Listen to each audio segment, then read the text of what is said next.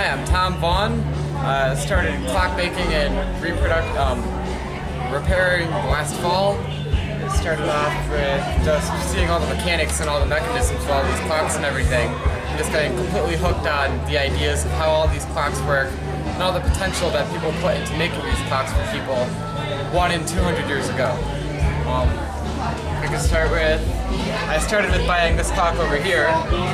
This clock over here was by Seth Thomas.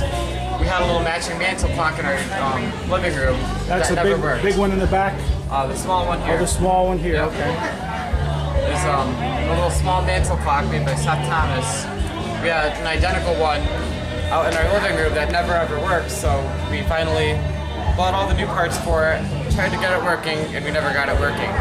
So I bought this little identical one that worked fine out on eBay, and ever since I got hooked because I found out there's weight-driven clocks. The one in the back there, the big square one, was the first weight-driven clock I ever bought. You wind it and the weights go all the way up to the top until you hear the big boom. Then I bought this one over here, this New Haven Clock Company one. After that, I inherited some gingerbread clocks, and then got some wooden works. I found out about the wooden gear clocks. This is a Daniel Pratt, 1838. It's all wooden gears and it works great. How long would a wooden gear clock last compared to our modern clocks? In like 10 years, 20 years, before it would need to be repaired or replaced? Well, this wooden gear clock here has lasted about 160 years right now, and it's only had a couple minor repairs done to it. You oil it. I oil this clock every 6 or 7 months. With all the other ones, the brass movements there, I oil them maybe 4 or 5 months every once in a while. Just whenever they start to slow down and need maintenance. This clock here, this works great. Yep. This is a Mark Leavenworth from Waterbury. This clock's 199 years old, and this one works great too. It still ticks and everything. It's actually working up until yesterday morning until I took it down. This is the outside case for it. It's a grandfather clock, made in Waterbury, Connecticut, 1814. Wow. So this one's great. It's got the original hour hand, but the minute hand's been replaced.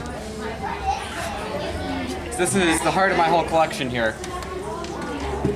And it's sure to be everyone's favorite. Now, where are we today? We're at the right here. Terryville Fair. This is the hobby building with the Historical Society, and it's going pretty well. Now, you told me that you work in the museum? Yep, I work at the American Clock and Watch Museum on Federal Hill in Bristol, 100 Maple Street, Bristol, Connecticut. And is there a website or a Facebook page or anything like that to familiarize ourselves with? We do have a website, clockandwatchmuseum.org. You hold that up? Yep. This is where you work. That's really, that's terrific. And your name one more time? Tom Vaughn. And you live in? Terryville, Connecticut. Great. Well, congratulations on a hobby like this. Yep. And you're only 15.